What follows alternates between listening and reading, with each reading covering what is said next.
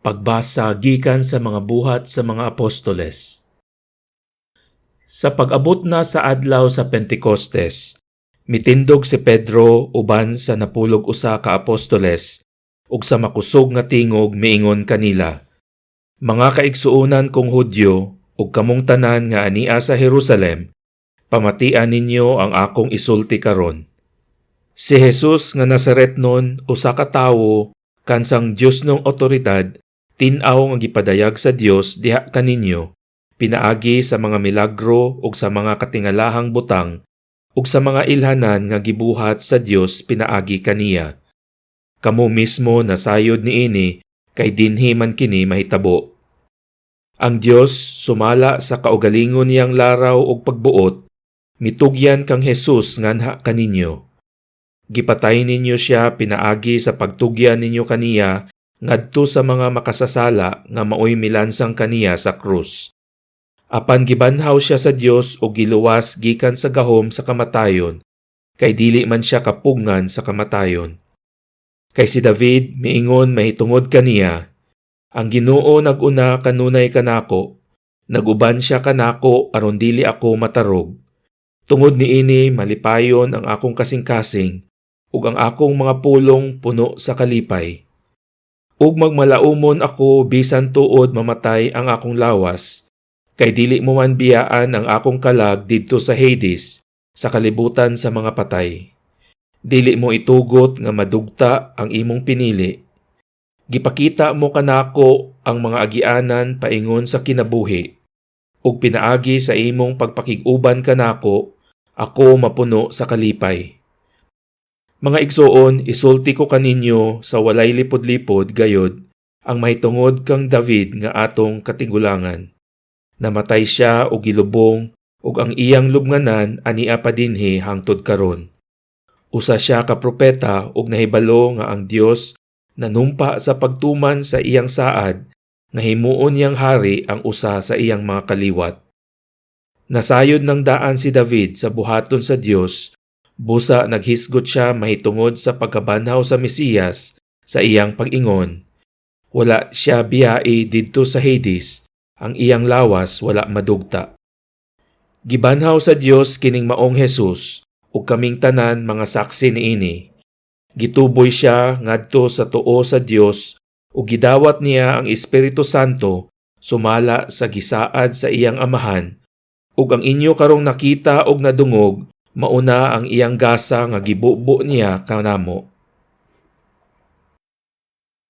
Pagbasa gikan sa unang sulat ni San Pedro. Mga igsoon, kung gitawag ninyo nga amahan ang Dios, nga walay gipalabi sa iyang paghukom sa tanang mga tawo sumala sa ilang binuhatan, tahura gayud ninyo siya sa tibuok ninyong kinabuhi.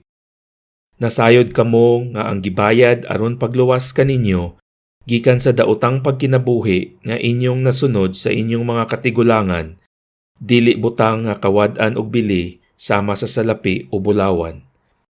Giluwas kamo sa bililhong dugo ni Kristo, kinsa sama sa nating karnero, walay buling o mansa. Gipili siya sa Dios sa wala pa buhata ang kalibutan, ug gipadayag siya niining katapusang mga adlaw tungod kaninyo. Pinaagi kaniya, nagtuo kamo sa Dios nga maoy nagbanhaw ug nagpasidungog kaniya, busa ang inyong pagtuo ug paglaom anaa sa Dios. Pagbasa gikan sa Ebanghelyo sumala ni San Lucas. Sa maong adlaw, duha ka sumusunod ni Jesus ang naglakaw paingon sa usa ka balangay nga ginganlag Emmaus, mga napulog usa ka kilometro gikan sa Jerusalem, ug naghisgot mahitungod sa tanang mga butang nga nahitabo. Samtang nagsultihanay sila, miduol si Jesus ug mikuyog kanila.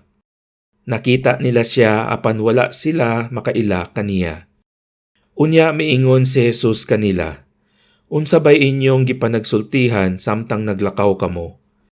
Mihunong sila nga subo ang panagway, ug ang usa kanila nga ginganlag Cleopas nangutana kaniya, "Ikaw ra siguro'y bisita sa Jerusalem nga wala mahibalo sa mga nahitabo didto niining pipila ka adlaw nga milabay?" Unsang mga hitabua nangutana siya. Ang nahitabo kang Hesus nga Nazaretnon, mitubag sila. Usa siya ka propeta nga gamhanan sa pulong ug sa buhat at tubangan sa Dios ug sa tanang mga tawo. Ang mga kadagkuan sa mga pari ug ang mga pangulo mitugyan kaniya aron silutan siya sa kamatayon ug gilansang nila siya sa krus. Naglaom unta kadto kami nga siya mao ang muluwas sa Israel. Labot pa niini, ikatulong adlaw na karon sukad kini nahitabo. Ug pipila sa mga babayi nga among mga kauban nakapakurat kanamo. Nangadlawon sila pag-adto sa lubnganan apan wala nila hikaplagi didto ang iyang lawas. Ug namalik sila ug nanugilon nga nakakita kuno silag panan-awon, diin may mga anghel nga misulti kanila nga buhi siya.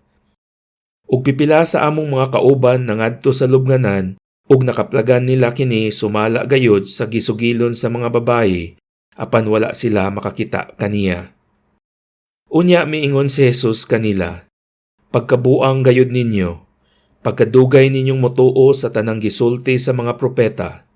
Dili ba kinahanglan man nga magantos ang Mesiyas ni ining mga butanga ug unya mosulod sa iyang himaya? Ug gipasabot ni Jesus kanila ang gisulti mahitungod kaniya sa tibuok kasulatan, sugod sa mga basahon nga gisulat ni Moises hangtod sa mga sinulat sa tanang propeta. Niadtong tungura duol na sila sa balangay nga ilang adtuan ug daw nagpasabot si Jesus nga mopadayon lang siya sa unahan. Apan gihawira nila siya ug giingnan, anhi lang ta mamahulay kay hapit na magabii. Busa midayon siya ug nagpabilin uban kanila. Sa ila ng pagpanihapon, gikuha niya ang pan ug gipanalanginan kini unya gipikas-pikas ug gihatag kanila. Diha-diha nabuka ang ilang mga mata ug nakaila siya kaniya apan nahanaw siya. Nag-ingnanay sila, dili ba ingon sa may kalayo nga nagdilaab sa atong kasing-kasing sa dihang nagsulti siya ug nagpatin-aw kanato sa kasulatan didto sa dalan.